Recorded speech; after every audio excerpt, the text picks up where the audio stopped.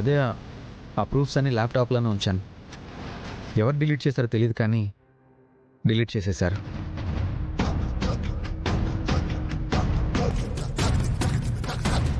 కానీ దొంగతనం చేసింది, బాంబ్ బ్లాస్ట్ ప్లాన్ చేసింది వీడే పెద్దయ్య.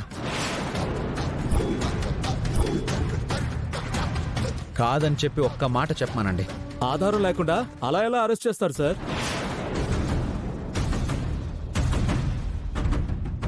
ఎంత మీ అల్లుడు చెప్తే మాత్రం అరెస్ట్ చేసేస్తారా?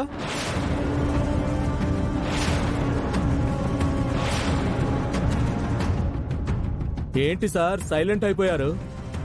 నా దారి నేను పోతుంటే నన్ను పట్టుకొని దొంగ టెర్రరిస్ట్ అన్నారు కదా సార్.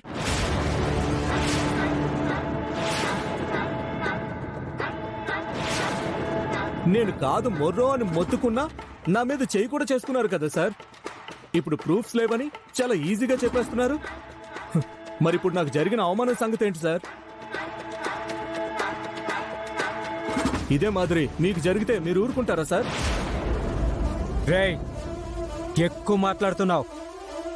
సీసీటీవీ ఫుటేజ్ మిస్ అయింది కాబట్టి ఇంకా నువ్వు మా ముందు నిలబడి మాట్లాడుతున్నావు.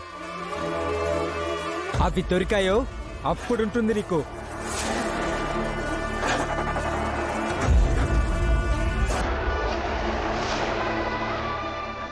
రాజు, తప్పు చేసిన వాడు ఎప్పటికీ చట్టం నుంచి తప్పించుకోలేడు.